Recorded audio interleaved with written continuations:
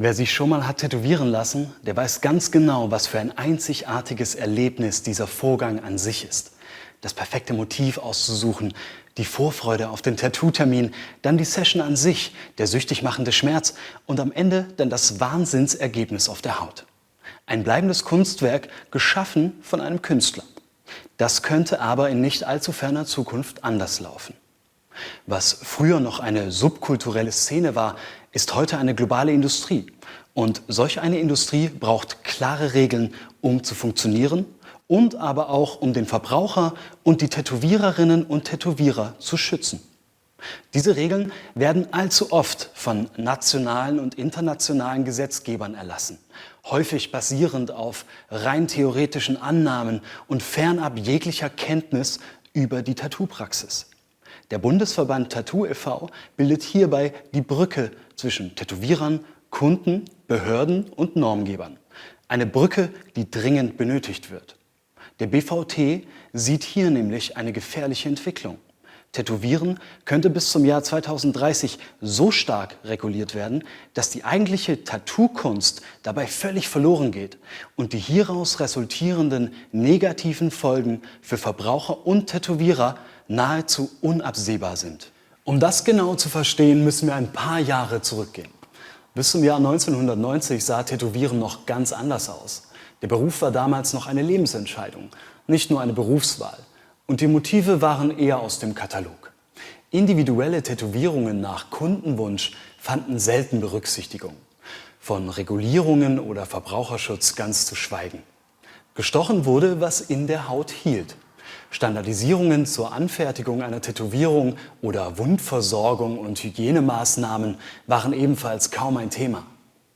Anfang der 90er Jahre wurde dann die ersten speziell für das Tätowieren produzierten Farben auf Tattoo-Conventions angeboten. Tätowiermittel, die von Tätowierern selbst entwickelt wurden. Die Farbpalette war noch recht dünn, aber immerhin war es der Anfang professioneller Farbproduktion und diese sollte sich ebenso wie der Ablauf des Tattoo-Stechens oder die Evolution der Tätowiermaschinen in den folgenden Jahren stetig weiterentwickeln. Auch die Hygienemaßnahmen haben sich bis heute stetig verbessert. Jedoch nicht durch die Vorgabe von außen, sondern von den Tätowierern selbst gewollt und kreiert. Eine Selbstregulierung, deren Ergebnisse sogar die Behörden staunen lässt. Jeder, der sich mal ein Tattoo hat stechen lassen, weiß, dass es in einem Tattoo-Studio mittlerweile ähnlich steril und hygienisch zugeht wie in einer Arztpraxis. Wo es bis zum Jahr 2020 keinen einheitlichen Standard für die Anforderungen an das Tätowieren gab, wurde auf der seit bereits vielen Jahren bestehenden Grundlage der Verbände Deutsche Organisierte Tätowierer und United European Tattoo Artists die Erarbeitung einer Normung angestoßen, an der auch der Bundesverband Tattoo e.V. finanziell beteiligt war. Auf Wunsch aller beteiligter Seiten ist seither die DIN EN 17169 als Empfehlung veröffentlicht. Die neue DIN legt Anforderungen an die Sicherheit und Hygiene beim Tätowieren fest und vereinheitlicht bereits existierende Standards europäischer Tattooverbände und Regelungen einzelner Länder. Sie legt unter anderem Anforderungen an die Räumlichkeiten, Reinigung und Desinfektion von Geräten sowie an den Tätowiervorgang selbst fest. Die DIN stellt zudem eine praktische Leitlinie dar, womit Gesundheitsämter einen guten Rahmen haben, um Studios anhand definierter Qualitätsstandards prüfen zu können. Zudem können Kunden vor und nach der Tätowierung ausführlich, mündlich und schriftlich über Eingriff, Risiken, mögliche Komplikationen und Nachsorgepflege aufgeklärt werden. Außerdem enthält die DIN eine beispielhafte Einverständniserklärung für Kunden, die sich tätowieren lassen wollen.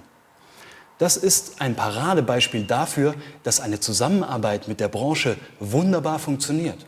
Hier wurde wirklich etwas Sinnvolles zum Schutz der Verbraucher und der Anwender hervorgebracht. Dabei ist sie nur eine Richtlinie. Für viele Tätowierer ist die DIN seit Jahren gängige Praxis. Die meisten Studios arbeiten sogar bereits mit höheren Standards. Auch bei den Tätowiermitteln hatte sich seit 1990 einiges getan. Allerdings wurden deren Regulierungsversuche außerhalb der Tätowierszene initiiert. Auf Basis einer vom Europarat 2003 und 2008 vorangegangenen Resolution wurde die deutsche Tätowiermittelverordnung im Bundesgesetzblatt veröffentlicht.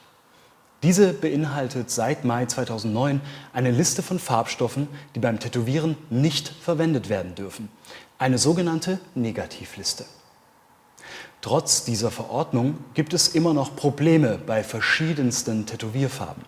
Tests ergaben, dass neben allergieauslösenden Inhaltsstoffen auch Verunreinigungen und falsche Deklarationen auf den Verpackungen zu Missständen führen. Das geht mittlerweile so weit, dass EU-Behörden für das Tätowieren wichtige Pigmente europaweit verbieten. 2022 tritt hierbei die sogenannte REACH-Verordnung in Kraft, mit der unter anderem 2 Pigmente, Blue 15 Free und Green 7, für die Verwendung in Tätowierfarben verboten werden und über 4000 Inhaltsstoffe extrem stark limitiert werden. Da viele Tätowierfarbvarianten gemischt sind, betrifft dieser Umstand insgesamt rund 65% aller Farbtöne. Eine angelegte Übergangsfrist von 2 Jahren ist für die Suche und Entwicklung alternativer und geeigneter Pigmente viel zu kurz. Die Branche benötigt mehr Zeit, um über eine Lösung nachzudenken und diese umzusetzen.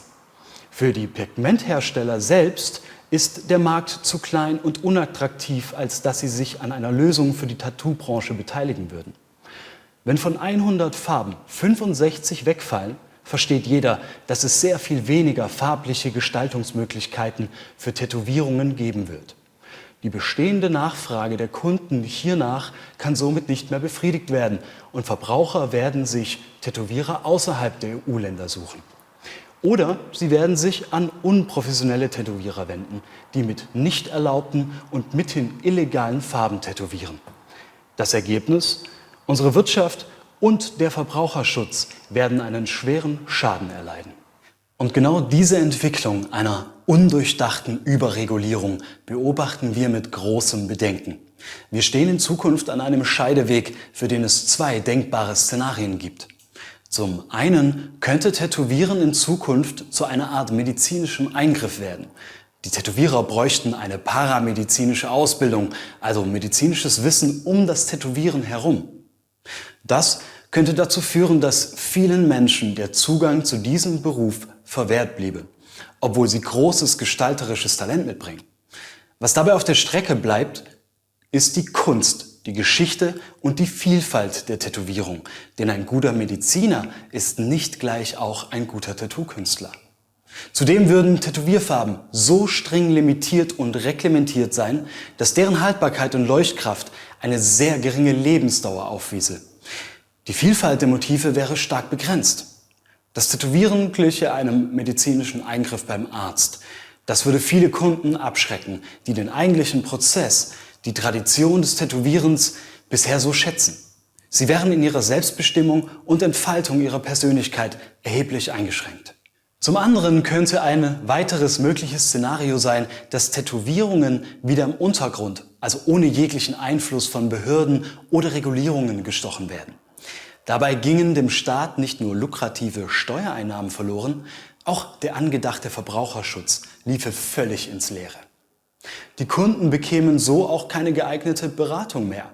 Die Hygiene würde darunter leiden und vor allem die verwendeten, nicht zugelassenen und mithin nicht überwachten Billigfarben, welche aus Nicht-EU-Ländern gekauft würden, könnten gesundheitlich höchst bedenklich sein. Und das gerade Beschriebene denken wir uns nicht etwa aus.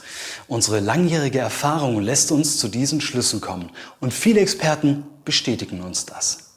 Eine Regulierung entgegen dosisrelevanter Eigenschaften hin zu generellen Eigenschaften der einzelnen verwendeten Substanzen sowie theoretische Grenzwerte ohne Messmethoden halte ich für gefährlich für den Verbraucher oder Konsumenten sowie schädlich für die Industrie. Eine sinnvolle Regulierung zum Schutze des Verbrauchers und zum Schutze unserer Industrie geht nur in Zusammenarbeit mit der Branche. In der Wissenschaft ist es ganz einfach. Entweder ich weiß, dass etwas schädlich ist, dann kann ich es verbieten, oder ich weiß es nicht, dann kann ich es nicht verbieten. Wenn ich also bei den Farben nicht genau weiß, wie oder ob sie schädlich sind, dann Peace. Dann würde ich sie erstmal nicht verbieten. An die nationalen und internationalen Behörden, bitte bindet die Experten unserer Branche mit in die Regulierungsprozesse mit ein, um einen praxisnahen Weg zu finden, der den Verbraucher schützt, aber dennoch auch umsetzbar bleibt. Die Entstehung der DIN EN 17169 hat bereits gezeigt, dass wir an hohen Qualitätsstandard interessiert sind und etwas bewegen können. Das Gute ist, wir müssen es nicht so weit kommen lassen. Tätowieren kann weiterhin das kreative und beliebte Kunsthandwerk bleiben, das es ist. Die Hygienestandards können perfekt angepasst werden, aber nur mit eurer Hilfe. Tätowierer, Kunden, bereits Tätowierte und alle anderen Marktteilnehmer dieses Segments. Engagiert euch in Tattoo-Verbänden und unterstützt unsere Arbeit.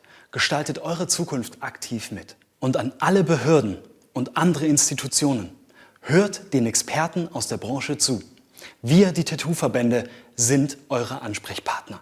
Nehmt die Meinungen und Erfahrungswerte der Tätowierer sowie unsere Stellungnahmen ernst und berücksichtigt sie bei der Gestaltung neuer Regeln und Gesetze.